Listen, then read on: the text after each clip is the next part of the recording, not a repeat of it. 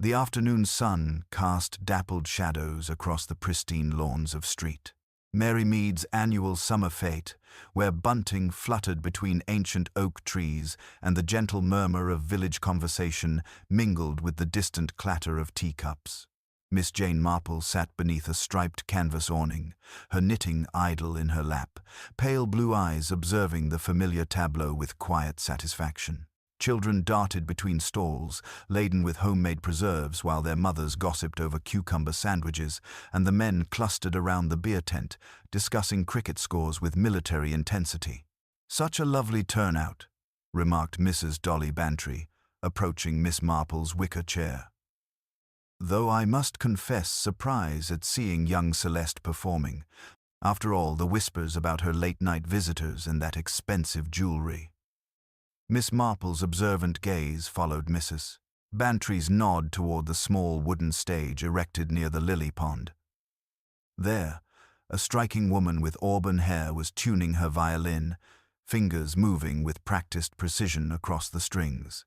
Celeste Dubois had arrived 18 months ago, claiming to be a concert violinist recovering from nervous exhaustion. The villagers had initially welcomed her with cautious charity, but rumors had begun circulating about her mysterious background and inconsistent finances. "People deserve second chances, don't they?" Miss Marple murmured, though she noted the tension in the young woman's shoulders and how she avoided eye contact with several audience members. The crowd gradually settled as Celeste raised her bow. She had chosen Bach's Partita No. 2 inches D minor, a piece demanding both technical mastery and emotional depth. The opening notes floated across the garden with crystalline clarity, drawing even the most skeptical villagers into the haunting melody. Miss Marple noticed varied reactions to the music. Dr. Haydock, the local physician, stood transfixed near the refreshment table. Usual gruff demeanor softened by reverence. Mrs. Price Ridley maintained her disapproving expression, though her foot tapped involuntarily. Most intriguingly, young Timothy Melchett had positioned himself behind a hedge where he could watch Celeste unobserved. His face flushed with more than mere musical appreciation. The performance reached its crescendo as Celeste navigated the piece's most challenging passages. Her bow danced across the strings with fluid grace, drawing forth notes that seemed to speak of longing and loss. The audience was completely absorbed, creating that peculiar silence occurring when people collectively hold their breath. Then, abruptly, the music stopped. Celeste swayed on the small stage, her violin slipping from suddenly nerveless fingers. The instrument hit the wooden platform with a discordant crash that shattered the afternoon's tranquility. For a moment, she remained upright, green eyes wide with surprise and what might have been fear. Then, she collapsed, her emerald dress spreading around her like spilled paint. A faint, sickly sweet aroma drifted on the gentle breeze, bitter almonds, unmistakable to those who knew such things. Dr. Haydock reached her first, medical training overriding the general paralysis that had seized the crowd. He knelt beside the motionless figure, experienced hands checking for vital signs with swift efficiency. The silence stretched unbearably until he looked up, weathered face grave. "I'm afraid she's gone," he announced quietly. "Miss Dubois is dead." The garden party erupted into chaos. Women screamed, children began crying, and men shouted contradictory instructions. Mrs. Price Ridley fanned herself vigorously, while Timothy Melchett stood frozen, face pale as parchment. In the midst of pandemonium, Miss Marple remained seated, knitting needles clicking steadily as she observed the scene with detached interest. She had noted who looked genuinely shocked, who seemed relieved, and who had positioned themselves suspiciously close to the refreshment table where the interval drinks had been prepared. The peaceful afternoon had become something far more sinister, and Miss Marple suspected this was merely the beginning. The afternoon's tranquility shattered completely when Inspector Slack arrived, his brisk efficiency cutting through the lingering chaos like a well-honed blade. The local constabulary had been stationed nearby for the fete, and word of the tragedy had reached them with alarming swiftness. Slack surveyed the scene with practiced authority, his sharp eyes cataloguing details that escaped the notice of distressed villagers. "Right then, nobody leaves until we've had proper statements," he declared, his voice carrying the weight of official investigation. "This is now a crime scene, and I'll need to speak with everyone present during the performance." Dr. Haydock approached with his medical bag, face grave with professional concern. "I can confirm poisoning," he reported quietly. "The bitter almond scent suggests cyanide, though proper examination will be necessary for certainty. Death would have been nearly instantaneous." Miss Marple observed how quickly the villagers reorganized themselves into familiar clusters, seeking comfort in established alliances. The vicar and his wife gathered with church committee members, while younger residents surrounded Timothy Melchett, whose earlier pallor had given way to flushed agitation. "Any notion how the poison was administered?" Inspector Slack inquired, notebook ready. "Could have been anything she consumed recently." "Dr. Haydock replied. "Food, drink, even topical absorption, though that's less probable. She had refreshments during the interval lemonade, I believe." Mrs. Clement, the vicar's wife, visibly paled. "Oh dear, I did serve her when she requested it," she admitted, wringing her hands anxiously. "But surely the same pitcher served dozens without incident." "Not the pitcher that concerns me," Slack said grimly. "Young Melchett here took water directly to the stage, didn't you?" Timothy's flush deepened. "Only because she signaled for it during tuning. I fetched fresh water from the pump, not the refreshment table." "Convenient, Mrs. Price Ridley observed tartly. "The girl told different stories to different people about her circumstances. I heard she was fleeing London scandal, possibly involving stolen jewelry. Those emeralds weren't purchased on a musician's modest income. She confided her true situation to me." Timothy protested earnestly. "Celeste was widowed. Her husband was a French composer killed in a motor accident. She came here seeking peace from painful memories." Inspector Slack's eyebrows rose significantly. "Widowed? She told most villagers she was unmarried." The revelation sparked immediate interest among the gathered crowd. Mrs. Bantry leaned toward Miss Marple, whispering, "Different stories for different audiences. How very curious." "What about that London gentleman?" offered Mrs. Giles, the postmistress, elegant fellow with graying temples, seen arguing with her last week near the churchyard. "Heated words about money owed, if my ears served correctly." Several villagers confirmed sighting the mysterious stranger, though descriptions varied considerably. Some recalled a tall man with a walking stick, others a younger fellow with expensive clothing. Miss Marple's knitting needles maintained their steady rhythm as she absorbed these contradictory accounts. She had indeed noticed the well-dressed stranger who had shown particular interest in Celeste's cottage while maintaining careful distance from the woman herself. "We'll search her lodgings thoroughly," Inspector Slack announced, "and interview everyone who had contact with her today. Dr. Haydock, I'll need that autopsy report expeditiously." As the crowd began dispersing under police supervision, Miss Marple remained seated, apparently absorbed in her needlework.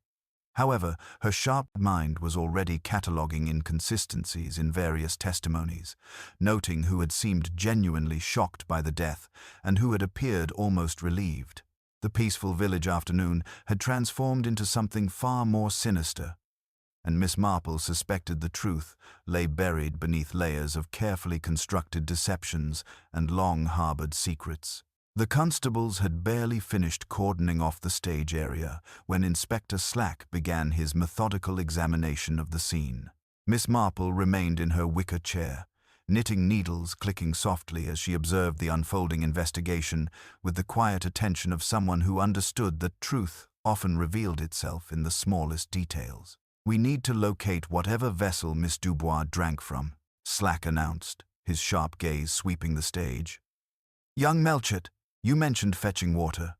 Where did you place the container?" Timothy gestured toward the wooden stool beside the music stand. "I left a blue enamel mug there, one the committee keeps for performers, but it seems to have disappeared." Mrs. Price Ridley sniffed disapprovingly. Mugs don't simply vanish into thin air. They can be removed by helpful hands, Miss Marple murmured, rising to examine the grass near the stage. She noticed where something had flattened the clover, an object set down and lifted again. A persistent wasp circled a pale ring on the wooden platform where liquid had dried sticky. Lemonade, rather than water, I believe, she observed mildly. Sugar leaves such distinctive traces. Mrs. Clement flushed. She did request lemonade during the interval, though later she signaled Timothy for water. Perhaps the sweetness made her thirsty. A thorough search produced only a shard of blue enamel near the hedge and, more intriguingly, a clear tumbler discovered beneath the stage platform. Dr. Haydock examined it carefully, noting a faint lipstick smear that didn't match the shade Celeste had been wearing. Scents too faint to determine anything conclusive outdoors, he reported to Inspector Slack. Miss Marple's attention had shifted to young Kitty Bell, who was hovering nervously near her mother. With characteristic gentleness, she approached the child. "You were very brave earlier, my dear. I noticed you retrieving something from under the stage during the performance." Kitty nodded solemnly. "My hair ribbon fell through the boards. But I saw something else down there, black gloves picking up the blue mug and wiping it inside with a hanky. The hanky had little holes like flowers. Lace," Miss Marple translated, her pale eyes thoughtful. She didn't glance toward Mrs. Price Ridley, whose black gloves were prominently displayed, nor toward Mrs. Clement, whose handkerchiefs were practical cotton. Instead, she noticed something else entirely. "Inspector," she said quietly, "might I draw your attention to Miss Dubois' violin case? It seems to have been disturbed since the performance ended." Slack examined the leather case, noting that its brass clasps were unfastened, though the instrument itself lay broken on the stage. Inside, nestled in purple velvet, was a small tin of rosin, but the lid sat slightly askew, and fine dust had scattered around its edges. Dr. Haydock approached with his preliminary findings. Death was certainly rapid. The bitter almond scent confirms cyanide poisoning. She would have consumed it within minutes of collapse. "What strikes me as curious," Miss Marple remarked, apparently addressing her knitting, "is how she fell. The violin didn't simply slip from her hands, there was a distinct sound, almost as if she had tried to catch herself." Timothy looked up sharply. She did seem startled just before she collapsed. Not in pain, exactly, but as if she'd suddenly recognized something alarming. Inspector Slack made careful notes as various villagers offered their observations. Mrs. Giles mentioned seeing Celeste in earnest conversation with someone during the interval, though she couldn't identify the person clearly. Colonel Melchett suggested the mysterious London gentleman remained their most likely suspect. As the afternoon shadows lengthened, Miss Marple gathered her knitting and prepared to leave. The official investigation would continue, but she had already begun forming her own quiet theories about the contradictions surrounding Celeste Dubois, a woman who seemed to have told different stories to different people, yet whose death suggested someone had discovered which story contained the dangerous truth. Within the hour, Inspector Slack had organized a thorough examination of Rose Cottage, where Celeste Dubois had taken lodgings 18 months prior. Miss Marple, accompanied by Mrs. Bantry under the pretense of assisting the landlady with domestic arrangements, found herself observing the investigation with her characteristic quiet attention to detail. The cottage retained the faint scent of violets and furniture polish, though something felt deliberately arranged about its tidiness. Mrs. Roper, the anxious landlady, wrung her hands as she led them through rooms that seemed almost too carefully ordered for someone who had lived there over a year. She kept to herself mostly, Mrs. Roper explained nervously. Paid her rent, though sometimes a day or two late. Had visitors occasionally, a distinguished gentleman from London with silver at his temples, and young Mr. Melchett bringing flowers like a lovesick schoolboy. In the sitting room, sheet music lay neatly stacked on a wicker table, while a modest, upright piano bore telltale dust patterns, except where hands had recently lifted the keyboard cover. Inspector Slack methodically searched drawers, producing a telegram that immediately captured everyone's attention. Arriving today. No more delays. A. V. Slack read aloud, noting the London postmark from the previous day. Posted just before she died. Mrs. Bantry leaned forward with interest. Adrian Vale, perhaps. There's an instrument dealer by that name in Bath. Specializes in rare violins and such. Miss Marple examined the washstand upstairs, where personal items told their own story. A deep Bordeaux lipstick lay uncapped beside a handkerchief bearing the same rich stain, yet this shade bore no resemblance to the brighter carmine smear Dr. Haydock had noted on the tumbler found beneath the stage. Someone else had been drinking very close to where Celeste performed. Among Celeste's belongings, a sewing basket revealed handkerchiefs edged in broderie anglaise, their small eyelets forming delicate flower-like patterns. Holes like flowers, Miss Marple murmured, recalling young Kitty's precise description of what she had witnessed. Inspector Slack's continued search produced a photograph tucked between sheets of violin music. Celeste with a dark, handsome man, the edges soft from frequent handling, on the reverse. In strong masculine script, pour C, ah toy, H. So much for the widow story, Mrs.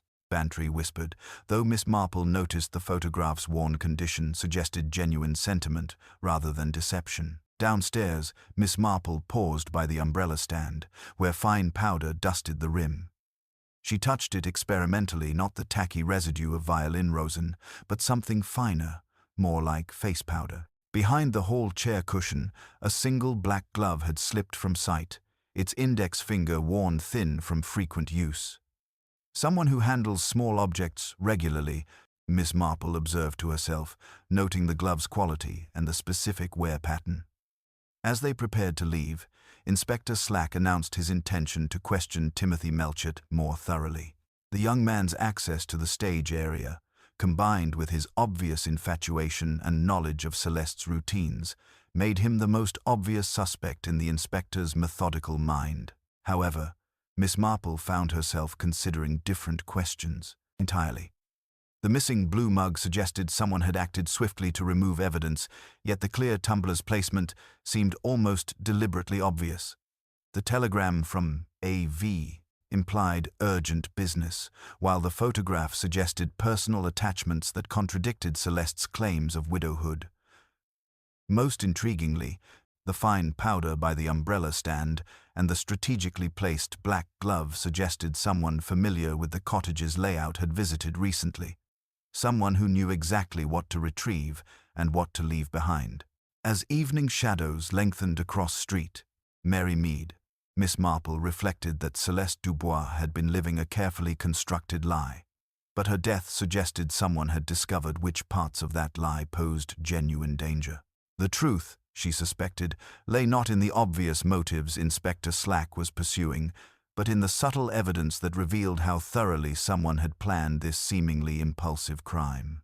The vicarage hall had been hastily transformed into an interview room, its familiar warmth replaced by the stark efficiency of trestle tables and official notebooks. Inspector Slack continued his methodical questioning while Miss Marple remained quietly in her corner chair, knitting needles, clicking softly, as she observed the proceedings with characteristic attention to human nature. Timothy Melchett sat rigidly across from the inspector, his earlier composure thoroughly shattered. The young man's hands trembled slightly as he clasped them together, and Miss Marple noted how his distress seemed genuine rather than performed the kind of authentic anxiety that came from being misunderstood rather than from guilt-seeking concealment. "Let's return to your relationship with Miss Dubois," Inspector Slack pressed, his pencil poised above his notebook. "You've admitted to infatuation, yet she trusted you with intimate details about her circumstances." Timothy's flush deepened, but his voice gained strength. "That's just it, Inspector. I wasn't pursuing her romantically. Celeste confided in me because she needed someone to watch for danger. She was genuinely frightened of a gentleman who'd been following her, someone with silver hair who claimed she owed him money." "What sort of danger?" Slack inquired, his interest sharpening. She said her late husband had been involved in questionable art dealings and that certain associates believed she possessed valuable information. The violin she played, it wasn't ordinary. She hinted it was worth far more than anyone suspected.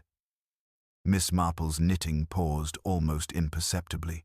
The disturbed rosin tin at Rose Cottage suddenly took on new significance, as did Celeste's careful habit of maintaining distance from most villagers while trusting young Timothy with dangerous secrets. Mrs. Giles appeared in the doorway, wringing her hands anxiously. "Excuse me, Inspector, but I thought you should know Mr. Adrian Vale has taken rooms at the Blue Boar. He's been asking about Miss Dubois and seems quite agitated about missing some appointment with her." "Adrian Vale," Slack repeated, consulting his notes. "The A from yesterday's telegram." "Indeed, sir. He's dealt with our post office before sends packages to musicians throughout the county, expensive instruments and such. Always very particular about timing and discretion." Timothy started visibly.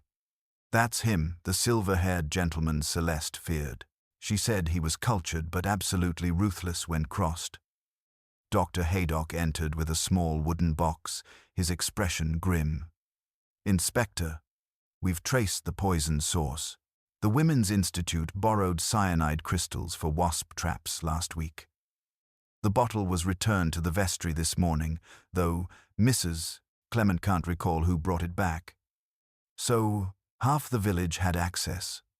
Slack muttered, making notes. Miss Marple observed how this revelation affected different people. Mrs. Clement looked genuinely distressed. Timothy appeared relieved that suspicion might shift elsewhere, and Mrs. Price Ridley maintained her disapproving expression while unconsciously adjusting her black gloves. "The interesting thing about cyanide," Miss Marple remarked mildly, "is how quickly it acts when properly dissolved. Someone would need to know exactly when and how Miss Dubois would consume it." A commotion outside announced the arrival of a sleek motorcar. Through the window, Miss Marple observed a tall, distinguished gentleman with silver temples emerging from an expensive vehicle. He carried himself with the confidence of someone accustomed to commanding attention and getting his way. Adrian Vale entered the vicarage hall with practiced authority, his cultured voice cutting through the village atmosphere like a blade through silk. "I understand there's been some difficulty regarding Miss Dubois. I received her telegram yesterday and came as soon as possible." Inspector Slack studied the newcomer carefully. "I'm afraid Miss Dubois is dead, Mr. Vale, poisoned during yesterday's performance." Vale's composure flickered momentarily, not with grief, Miss Marple noted, but with the calculating assessment of someone whose carefully laid plans had encountered an unexpected obstacle. His left hand brushed against his coat, and she glimpsed a faint dusting of white powder on his dark cuff, identical to what she'd observed at Rose Cottage's umbrella stand. "How absolutely dreadful," Vale said smoothly.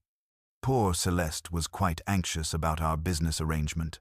Perhaps we might discuss the circumstances privately." Miss Marple continued her knitting, though her sharp mind was already connecting the threads of deception that seemed to surround both Celeste Dubois and her distinguished visitor from London. Inspector Slack's methodical questioning continued as Adrian Vale settled into the uncomfortable wooden chair, his elegant bearing a stark contrast to the vicarage hall's modest furnishings. The silver-haired gentleman maintained his composure with practiced ease, though Miss Marple noted how his fingers occasionally drummed against his thigh, a subtle betrayal of underlying tension. "My business with Miss Dubois was entirely legitimate," Vale explained smoothly. "I operate a gallery specializing in rare instruments. She contacted me regarding authentication of a violin, potentially an 18th-century Galliano, worth approximately £20,000. Timothy Melchett started visibly at the sum. 20,000? She never mentioned such value. She said it belonged to her late husband's family. Vale's smile carried a hint of condescension. Celeste was protective of certain truths. The instrument required proper documentation due to wartime displacement issues. Many valuable pieces changed hands irregularly during the conflict, making legitimate provenance crucial for legal ownership. Yet you brought a violin case, Miss Marple observed mildly, glancing toward the window where Vale's motor car was visible. Rather optimistic for someone expecting to collect an instrument from a lady who's died. Vale's composure flickered momentarily. I always travel prepared for business contingencies. The case contains documentation and authentication tools. Dr. Haydock looked up from his medical notes. That powder on your cuff appears cosmetic in nature, face powder, not the chalk dust one might expect from instrument work. I've no idea what you mean, Vale replied stiffly, unconsciously brushing at his sleeve. Inspector Slack pressed forward. Miss Dubois sent you an urgent telegram. What prompted such haste? She claimed to have discovered new information about the violin's history, something that implicated previous owners in questionable dealings. She suggested immediate action was necessary before other interested parties became involved. Vale's explanation sounded rehearsed, as if he'd anticipated these exact questions. Mrs. Clement entered, with fresh tea, her hands trembling slightly. Forgive me, Inspector, but I couldn't help overhearing. Miss Dubois did seem frightened lately. She asked if the church might provide sanctuary for someone in genuine peril. Sanctuary from what? Slack inquired. She said valuable things attracted dangerous attention. Last week, she mentioned feeling watched, followed even. Vale remained silent, though Miss Marple noticed how his jaw flexed, a subtle indication of controlled tension.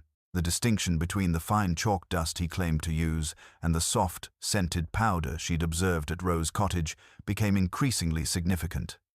Timothy grew agitated. This changes everything. Celeste wasn't hiding from scandal. She was protecting herself and that violin from people who wanted it by any means necessary. That's quite an accusation, young man, Vale said coolly, his cultured veneer showing hairline cracks.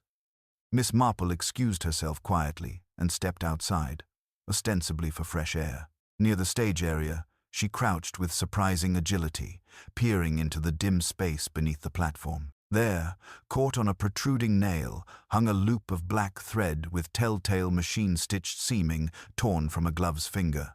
Beside it lay a fragment of white fabric pricked with tiny eyelets, the delicate pattern of broderie anglaise she'd seen in Celeste's sewing basket. She recalled the missing blue mug and the clear tumbler with its mismatched lipstick stain.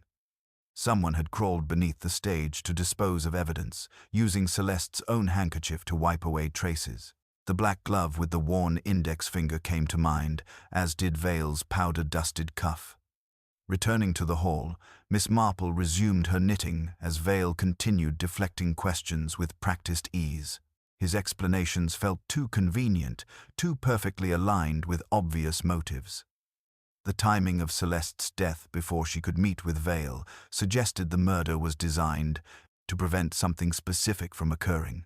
The truth, she suspected, lay not in the valuable violin or mysterious London dealings, but in understanding why someone had needed Celeste Dubois dead before she could reveal what she'd discovered.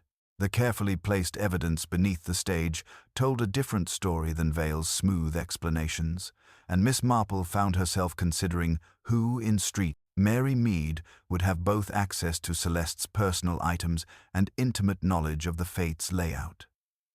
As dusk settled over street, Mary Mead, Inspector Slack, concluded his formal interviews with characteristic efficiency, though Miss Marple noted how the evening's lengthening shadows seemed to deepen the unresolved tensions hanging over the village.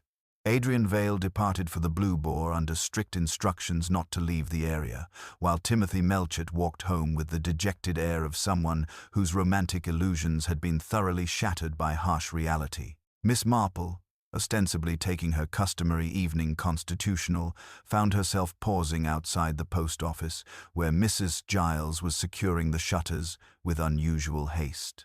The postmistress's normally cheerful demeanor had been replaced by an anxious preoccupation that suggested more than simple concern about the day's tragic events. Such a dreadful business, Mrs. Giles murmured when she noticed Miss Marple's approach. I keep thinking there was something I should have noticed, something that might have prevented this terrible thing. We all feel that way after such shocking events, Miss Marple replied gently. though I suspect you noticed more than you realize. You have such an excellent view of village comings and goings from your position. Mrs. Giles glanced around nervously before lowering her voice. There was something odd this morning, an unsigned telegram for Miss Dubois. Just 4 words. It is not yours. I meant to deliver it at the fete, but with all the confusion. She wrung her hands anxiously. Do you think it might have been important? Miss Marple's knitting needles paused almost imperceptibly. Anonymous messages often carry more significance than their brevity suggests. Did you notice anything else unusual about Miss Dubois' correspondence recently? Well, she did receive several letters from London, expensive paper, masculine handwriting. And Mrs. Roper mentioned seeing someone near Rose Cottage at odd hours, though she couldn't identify who. Mrs. Giles hesitated before continuing. I also noticed Mrs. Price Ridley examining Miss Dubois' violin case rather intently just before the performance. She seemed particularly interested in the brass fittings. This revelation aligned perfectly with Miss Marple's earlier observations about the disturbed rosin tin and the evidence of someone familiar with the cottage's layout. The anonymous telegram suggested that Celeste's possession of the valuable violin was being disputed by someone who felt they had a stronger claim. As they spoke, Mrs. Roper appeared from the direction of Rose Cottage, her usually tidy appearance somewhat disheveled, and her hands bearing faint traces of the same white powder Miss Marple had observed at various locations throughout the investigation. The landlady approached with obvious reluctance, as if she'd rather avoid conversation entirely.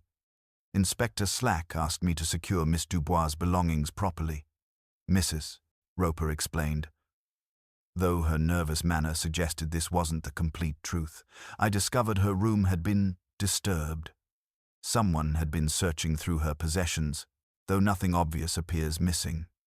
Miss Marple studied the landlady's appearance more closely, noting how she favored her right hand and kept her left partially concealed. The index finger of her black glove showed the distinctive wear pattern of someone who handled small objects, regularly locks, perhaps, or delicate mechanisms like violin case clasps. How distressing for you, Miss Marple observed sympathetically. Miss Dubois must have trusted you considerably to confide her concerns about being watched. I imagine she appreciated having someone reliable nearby who understood the value of discretion. Mrs. Roper's face flushed deeply. She was a private person, certainly, though I did notice she'd been receiving visitors lately, not just young Mr. Melchett, but others who preferred to come and go without being observed. The evening air carried the faint scent of crushed lavender from the cottage garden, and Miss Marple noticed how the herb border showed signs of recent disturbance. Someone had moved through it hastily, carrying something bulky enough to damage the carefully tended plants. Dr. Haydock emerged from his surgery across the lane, medical bag in hand, and approached their small group with professional concern. I've completed my preliminary examination, he reported quietly. The poisoning was definitely cyanide, administered in liquid form within minutes of her collapse. The concentration suggests someone with knowledge of proper dosages enough to ensure death, but not so much as to cause immediate, obvious symptoms. Miss Marple reflected on this information as she bid the others good night and continued her walk home. The anonymous telegram, Mrs. Price Ridley's suspicious interest in the violin case, Mrs. Roper's obvious nervousness, and the evidence of someone searching Rose Cottage all pointed toward a carefully planned crime involving multiple parties with different but interconnected motives. The truth, she suspected, lay not in the obvious explanations being pursued by Inspector Slack, but in understanding how Celeste Dubois had become caught between competing claims on something far more valuable than anyone had initially realized. The careful placement and removal of evidence suggested someone intimately familiar with both the village's routines and Celeste's personal habits, someone who had been planning this crime long before the garden party provided the perfect opportunity for execution. The morning brought an unsettling discovery that shifted the investigation's delicate balance entirely. Miss Marple had barely finished her breakfast when Mrs. Clement appeared at her door, face pale beneath her sensible hat and hands trembling with obvious distress. "Miss Marple, I'm terribly sorry to disturb you so early, but there's been a break-in at the church vestry. Inspector Slack has asked if you might come. He values your observations, and you see." The ancient church retained its familiar scent of beeswax and old hymns, though something felt distinctly wrong about the atmosphere. Inspector Slack crouched beside the vestry cupboard, its lock forced and wooden door hanging at an awkward angle. Fresh wood shavings scattered across the stone floor told their own story of hasty, desperate work. "2 items missing," Slack reported grimly as Miss Marple approached. "The Women's Institute cyanide bottle that should have been returned yesterday, and a small package Miss Dubois left with Mrs. Clement for safekeeping." Mrs. Clement wrung her hands anxiously. "She brought a hymn book yesterday afternoon, said she needed it kept safe just overnight. Asked specifically that it be placed in the vestry cupboard rather than the general church storage. I thought it an odd request, but she seemed so earnest about it." Miss Marple examined the forced lock with characteristic attention to detail. The scratches around the mechanism showed signs of both picking and brute force, suggesting someone had first attempted subtlety before resorting to more desperate measures. More intriguingly, a fine dusting of white powder clung to the damaged wood, the same scented face powder she'd observed at multiple locations throughout the investigation. "The thief wore gloves," she observed mildly, noting black fibers caught on the splintered wood. "Machine knit, by the look of the weave. And see here." She pointed to a small fragment of white fabric with delicate eyelet holes. Broderie anglaise, identical to the handkerchiefs in Miss Dubois' sewing basket. Dr. Haydock arrived with his medical bag, examining the evidence with professional interest. "Someone familiar with the church layout," he noted. "This cupboard isn't obvious to casual visitors, and the lock mechanism requires specific knowledge to attempt picking." Inspector Slack made careful notes as they spoke, though Miss Marple noticed his attention kept returning to the missing hymn book. What made this particular book so important that Miss Dubois felt it needed special protection? "She didn't say," Mrs. Clement replied, though she did mention it contained something valuable that belonged to someone else. I assumed she meant borrowed sheet music. Miss Marple considered this information carefully. The anonymous telegram, "It is not yours," suddenly carried new significance. Perhaps Celeste hadn't been hiding the valuable violin itself, but evidence related to its true ownership or provenance. The hymn book might have contained documentation that threatened someone's carefully constructed claims. Their investigation was interrupted by urgent footsteps as Timothy Melchett appeared in the church doorway, face flushed with exertion and obvious anxiety. "Inspector, you must come to the Blue Boar immediately. Mr. Vale has been taken ill, Dr. Haydock. He's asking for you specifically." At the inn, they found Adrian Vale propped against pillows in his room, complexion ashen, but eyes alert with the focused intensity of someone who had narrowly escaped death. The elegant gentleman's usual composure had cracked considerably, replaced by the shaken demeanor of someone whose confidence in his own safety had been thoroughly shattered. "Someone left a note under my door," Vale explained weakly, gesturing toward a folded paper on the mantelpiece.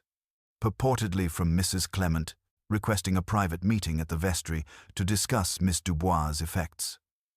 I thought better of wandering the village alone at night and requested cocoa instead." Miss Marple examined the note with interest. The handwriting was neat but unfamiliar, not Mrs. Clement's firm script, nor the flowing penmanship she'd observed on various church documents. Most tellingly, the paper showed the faint impressed lines of a writing pad used for multiple purposes, suggesting someone had torn it from committee stationery. "The cocoa tasted unbearably bitter," Vale continued. "I managed only a sip before recognizing the almond scent. Someone had definitely tampered with it. Doctor, Haydock's examination confirmed mild cyanide exposure, enough to cause illness but not death, suggesting either poor knowledge of dosages or an attempt to incapacitate rather than kill. The cocoa tin showed residue around its rim, and the kettle handle bore traces of the same white powder they'd found throughout the investigation. Whoever did this knew the inn's routines, the landlord reported nervously. Asked earlier, in a lady's voice, about Mr. Vale's evening preferences. Well-spoken, local accent. I assumed it was someone from the church committee being helpful. As they prepared to leave, Miss Marple noticed something significant about Vale's leather instrument case. A faint ring marked its surface, the sticky residue of something sweet, like lemonade, transferred by careless hands. The same hands, perhaps, that had handled the refreshment glasses at yesterday's fete. Walking back through the village, Miss Marple reflected on the night's developments. The vestry break-in, the attempted poisoning, and the missing hymn book all pointed towards someone growing increasingly desperate to recover or destroy evidence. The careful placement of familiar clues, the powder, the black glove fibers, the broderie anglaise, suggested someone trying to implicate Celeste posthumously while covering their own tracks. Most significantly, the poisoner moved easily between sacred and secular spaces, understanding church routines, inn schedules, and village social patterns with the intimate knowledge of a long-term resident. Someone who could ask innocent questions about a guest's preferences without arousing suspicion, who had keys or knowledge of locks, and who possessed the kind of respectability that made their presence anywhere seem perfectly natural. The truth, Miss Marple suspected, lay not in the obvious motives Inspector Slack was pursuing, but in understanding what Celeste Dubois had discovered that was worth killing for and killing again to keep hidden. The morning's revelations about the vestry break-in and the attempt on Adrian Vale's life had crystallized something essential in Miss Marple's understanding, and she found herself drawn to examine the evidence with renewed clarity. The pattern of white powder, black glove fibers, and broderie anglaise fragments told a story of someone moving systematically through the village's most trusted spaces, using intimate knowledge of routines and relationships to deadly advantage. She decided upon a visit to Mrs. Price Ridley, ostensibly to discuss the Women's Institute's response to recent tragic events. The formidable woman received her in an immaculate drawing room that spoke of rigid order and carefully maintained respectability. However, Miss Marple noted subtle signs of recent disturbance: a writing desk positioned to block natural light, fresh scratches around a locked drawer, and the faint but unmistakable scent of bitter almonds lingering beneath expensive lavender water. Such dreadful events, Mrs. Price Ridley declared, though her tone carried more irritation than genuine distress. First, that dubious woman's death. Now this business with break-ins and poisoned cocoa. The village feels quite unsafe. Miss Marple settled into the offered chair, her knitting bag positioned where she could observe her hostess's hands. Indeed, though I suspect the danger comes from someone who understands our community intimately. The precision of these crimes suggests extensive local knowledge. Precision? Mrs. Price Ridley's voice sharpened slightly. I would call them desperate, clumsy affairs. Surely any competent criminal would have managed better. Perhaps, Miss Marple replied mildly, noting how her hostess unconsciously adjusted her black lace gloves. The right index finger showed the telltale wear pattern she'd observed throughout the investigation.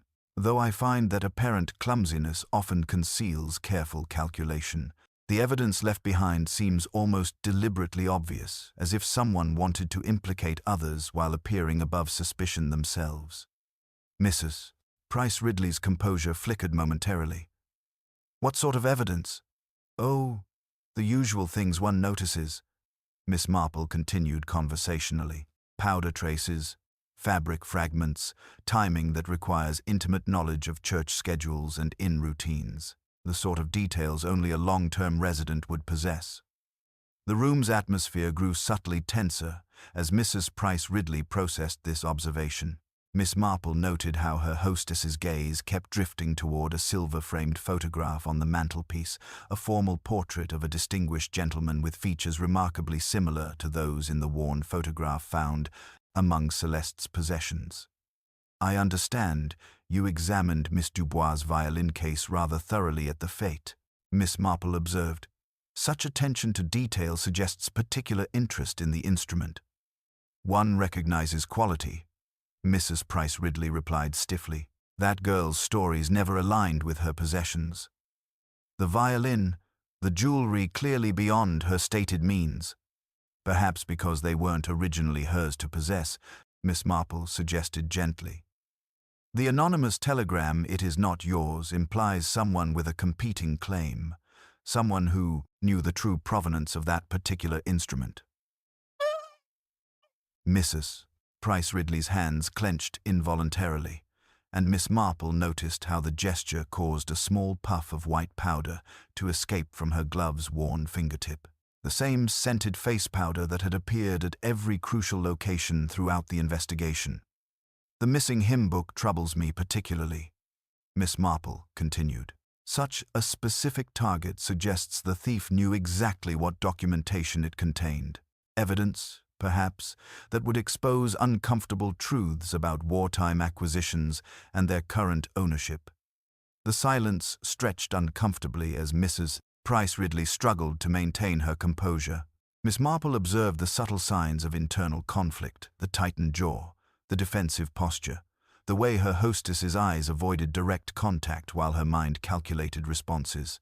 "Inspector Slack believes the crimes were committed by an outsider," Miss Marple remarked conversationally. "Mr. Vale remains his primary suspect, despite the attempt on the gentleman's life, though I suspect the truth lies much closer to home." Mrs. Price Ridley rose abruptly, moving to the window with jerky, uncharacteristic movements. "I'm sure I don't know what you're implying, Miss Marple." "I'm not implying anything, my dear," Miss Marple replied with gentle firmness. "I'm simply observing that human nature reveals itself in crisis.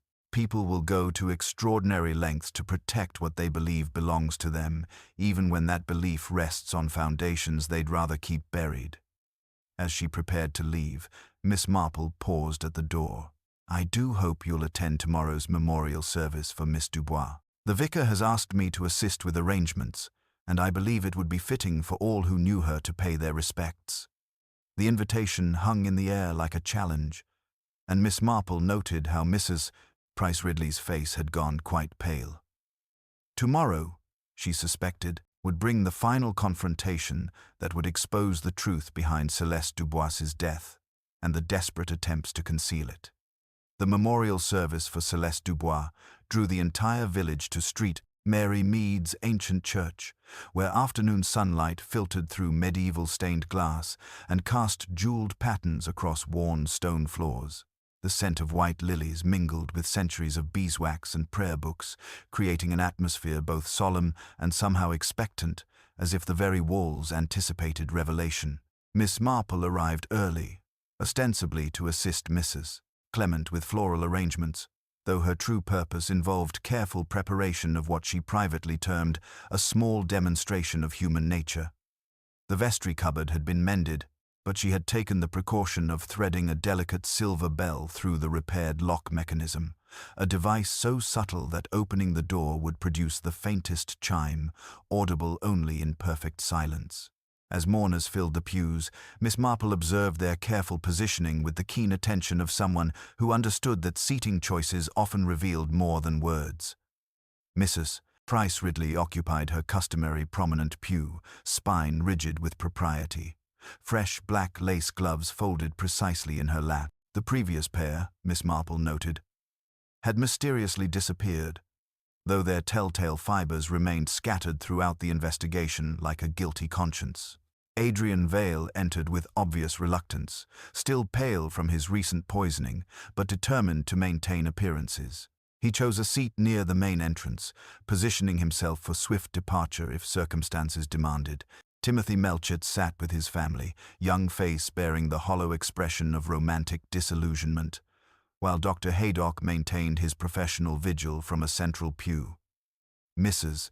Roper slipped in through the side door, face pinched with anxiety that went beyond normal grief. Her handkerchief, Miss Marple observed, bore the distinctive broderie anglaise pattern she'd encountered throughout the investigation, its delicate eyelets now familiar as fingerprints. The vicar began with traditional words of comfort, though tension crackled beneath the service's reverent surface like electricity before a storm. Mrs. Clement rose at the appointed moment, her announcement carefully rehearsed. Miss Dubois entrusted a personal hymnal to our vestry for safekeeping. It has been recovered and will be returned to her proper heirs following today's service. The words fell into the hushed atmosphere like stones into still water, creating ripples of reaction that Miss Marple catalogued with practiced efficiency. A sharp intake of breath from the prominent pew, a nervous glance toward the vestry door, the unconscious adjustment of lace gloves that left a faint dusting of powder on dark wood. During the second hymn's opening verse, the silver bell's whisper-soft chime sounded so delicate that only ears trained for such subtleties could detect it. Inspector Slack moved with casual authority, as if merely retrieving a forgotten prayer book, and discovered Mrs. Roper with trembling hands on the cupboard door and guilt written across her weathered features. "I received instructions," she whispered desperately as Slack guided her into the vestry's shadows. "A note on committee paper, pushed under my door at dawn, said the rightful owner needed the hymn book intact, that it contained receipts proving family ownership of that violin." Miss Marple joined them quietly, her pale eyes compassionate but uncompromising. "And what were you to do with this book, my dear?" "Bring it to the Lychgate at noon." The note said someone would be waiting, someone with legal claim to Miss Dubois' possessions. Mrs. Roper's voice broke with the strain of deception finally cracking. In the nave beyond, the congregation continued their hymn, while unaware of the drama unfolding mere yards away. Miss Marple examined the forged note with interest, recognizing the careful penmanship and expensive paper that spoke of education and social position. Most tellingly, the message bore the impressed lines of multiple writings, evidence of someone who used committee stationery regularly for various purposes. The initials mentioned in this note, Miss Marple observed gently. H. P.R. They refer to someone specific, don't they? Someone whose family photograph bears a striking resemblance to the gentleman in Miss Dubois' personal effects. Mrs. Roper nodded miserably. The note said the receipts would prove the violin belonged to Helena Price Ridley's late brother, taken wrongfully during the war. That foreign claims would be exposed as fraudulent. As the final hymn concluded, Miss Marple reflected on how desperation had finally forced their quarry into the open. The careful placement of evidence, the systematic removal of threats, the increasingly frantic attempts to recover incriminating documentation all pointed towards someone whose respectable facade concealed decades of carefully guarded secrets. The trap had been sprung, and tomorrow would bring the final confrontation that would expose the truth behind Celeste Dubois' death. The aftermath of Mrs. Roper's capture in the vestry created a ripple of tension that drew the investigation's key figures together like iron filings to a magnet. Inspector Slack, recognizing the delicate nature of what was unfolding, suggested they adjourn to the vicarage parlor, where privacy and comfort might encourage truth to emerge from its carefully constructed hiding places. Miss Marple settled into her familiar chair beside the window, afternoon light casting gentle shadows across her knitting as the others arranged themselves with the unconscious positioning of people who sensed approaching revelation. Mrs. Price Ridley entered last, her usual commanding presence subtly diminished, though she maintained her rigid posture like armor against the gathering storm. "Such a relief to have the hymn book recovered," Miss Marple began conversationally, her needles clicking with steady rhythm. Mrs. Clement was quite right to be concerned about its contents. Old books do accumulate the most interesting papers between their pages, receipts, letters, photographs, rather like pressed flowers, They preserve moments that might otherwise be forgotten. Dr. Haydock cleared his throat diplomatically. The documentation proved quite illuminating. Actually, receipts dating back to 1943, detailing musical instrument transactions during rather difficult circumstances. Adrian Vale shifted uncomfortably in his chair. Wartime acquisitions were often complicated affairs. Desperate people. Uncertain times, the paperwork rarely told complete stories. But this paperwork was remarkably thorough, Miss Marple observed mildly. A Gagliano violin, purchased from one Henri Dubois for £30. Rather modest compensation for an instrument now valued at 20,000, wouldn't you say? The silence that followed carried the weight of decades-old guilt finally dragged into daylight. Mrs. Price Ridley's hands clenched involuntarily, and Miss Marple noted how the gesture caused a familiar puff of scented powder to escape from her gloves, the same powder that had appeared at every crucial location throughout their investigation. The purchaser's signature was quite clear, Miss Marple continued with gentle persistence. Major Harold Price Ridley, the same gentleman whose photograph Miss Dubois treasured so carefully, though I suspect she kept it not from romantic sentiment, but as evidence of the man who had exploited her husband's desperate circumstances. Timothy Melchett looked up sharply. Then Celeste wasn't his widow in the way she claimed. She was Henri's widow, seeking justice for her late husband's family. Precisely, Miss Marple confirmed. And someone in our village recognized her the moment she arrived. The resemblance to Henri would have been unmistakable to anyone who had dealt with him personally. Every kindness shown to Miss Dubois, every attempt to integrate her into village life, was carefully calculated to keep dangerous truths buried. Mrs. Price Ridley's composure began showing hairline cracks. You speak of things you cannot possibly understand. My brother was a patriot who helped desperate people in impossible circumstances by purchasing their treasures at a fraction of their worth. Miss Marple's voice carried no judgment, only gentle inquiry. The receipts tell a different story, my dear. Dozens of transactions, all following the same pattern, valuable items acquired from refugees at desperately unfair prices. Inspector Slack produced the evidence methodically. The black glove fibers found at multiple crime scenes, the broderie anglaise fragments that matched handkerchiefs in Celeste's cottage, the persistent traces of scented face powder that had appeared everywhere the murderer had worked. Each piece of evidence was laid out like cards in a careful game, building an unassailable case through accumulation rather than dramatic revelation. The anonymous telegram was your final warning, wasn't it? Miss Marple asked softly. 4 words. It is not yours, hoping to frighten Miss Dubois into abandoning her claims. When that failed, more direct action became necessary. The confession, when it came, emerged not as a dramatic breakdown, but as the gradual collapse of a wall built from decades of careful deception.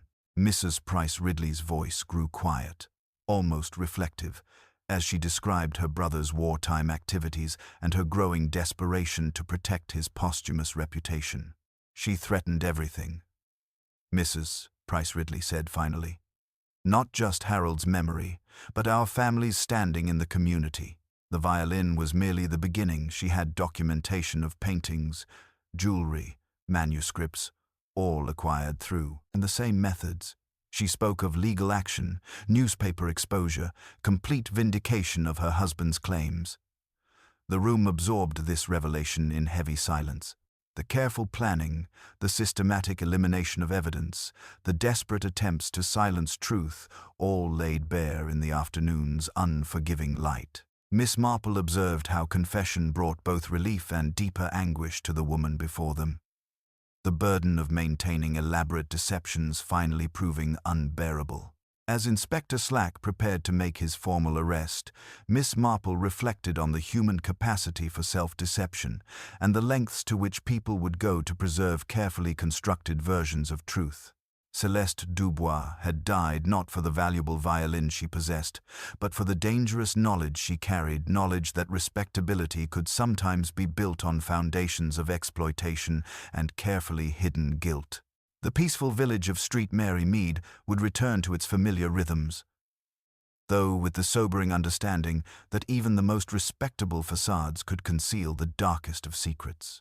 The weight of accumulated evidence and careful observation had finally converged into undeniable truth, and Miss Marple recognized that the moment for gentle revelation had arrived. Inspector Slack, responding to her subtle suggestion, arranged one final gathering in the vicarage parlor where all the principal figures could witness justice emerge from the shadows of deception that had shrouded Street Mary Mead. The recovered hymn book lay open on the central table, its pages revealing the careful documentation that Celeste Dubois had assembled, receipts, correspondence, and photographs telling the story of systematic wartime exploitation. Beside it rested a fragment of blue enamel and a delicate piece of broderie anglaise, evidence that had been scattered like breadcrumbs throughout their investigation. Mrs. Price Ridley entered with her characteristic rigid composure, though Miss Marple noted the telltale tension in her shoulders and the way her black-gloved hands avoided contact with any surface. Mrs. Roper followed reluctantly, her weathered face bearing the unmistakable marks of someone whose carefully constructed world had finally collapsed under the weight of truth. "The evidence speaks quite clearly," Miss Marple began gently, her knitting needles maintaining their steady rhythm. "Someone familiar with our village routines moved systematically through trusted spaces, the church vestry, Rose Cottage, even the Blue Boar, leaving traces of scented powder and torn fabric like a guilty conscience made manifest." "Mrs." Roper's composure cracked first, her voice emerging as barely more than a whisper. "I never meant for her to die." "Mrs. Price Ridley said a small fright would send Miss Dubois away, that we were protecting the village from scandal. I rubbed the inside of Timothy's mug with the wasp poison, thinking it would only make her ill enough to leave." The confession hung in the afternoon air like incense, heavy with the weight of misguided loyalty and manipulation. Mrs. Price Ridley's face remained impassive, though Miss Marple observed how her fingers unconsciously adjusted her gloves, releasing that familiar puff of scented powder. "But when Miss Dubois died instead of merely falling ill," Miss Marple continued with inexorable gentleness, "more decisive action became necessary. The vestry break-in, the attempt on Mr. Vale's life, these required someone with intimate knowledge of community schedules and the authority to move freely without suspicion." Adrian Vale leaned forward with renewed interest. The cocoa tampering showed sophisticated understanding of dosages and timing. "Someone with medical or pharmaceutical knowledge." "Doctor," Haydock nodded grimly. Mrs. Price Ridley's nursing background during the war would have provided exactly such expertise. The final pieces of the puzzle aligned with the satisfying precision of a well-crafted mechanism.